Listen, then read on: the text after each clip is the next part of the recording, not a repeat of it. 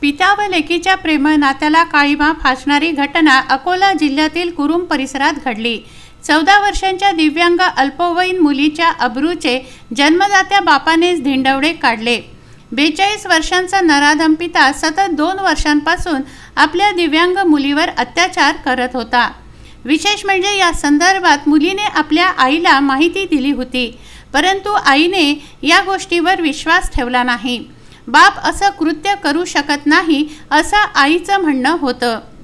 आईने वेळीच लक्ष घातलं असतं तर ही बाब केव्हाच उघड झाली असती व मुलीवर अत्याचार झाले नसते। देशाला महिला अत्याचारांच्या घटनांनी पछाडलं आहे। एका वासनांध बापानेच पित्याच्या नात्याला काळीमा फासणारं कृत्य केलं आहे। पोलीस स्टेशन माना अंतर्गत कुरुम परिसरात असलेल्या गावात पोटच्या 14 वर्षीय पीडित दिव्यांग अल्पवयीन मुलीवर 42 वर्षीय पित्याने सतत 2 वर्ष अत्याचार केले।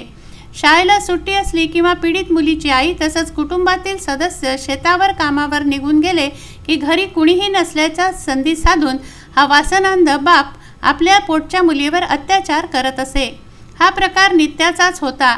त्याचे नीच वृत्तीचे किळसवाणे कृत्य असह्य होऊन शेवटी पीडित मुलीने तात्काळ पोलीस स्टेशन गाठलं व वासनांध पित्याविरुद्ध तक्रार दिली।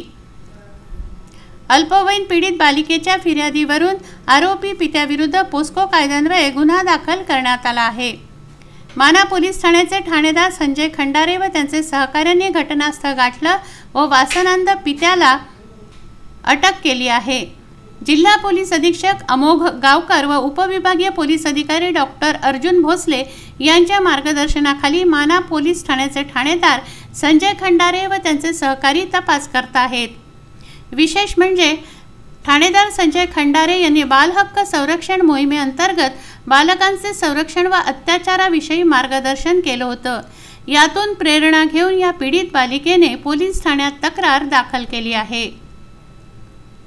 बाळासाहेब गणोरकर, विदर्भ न्यूज, अकोला।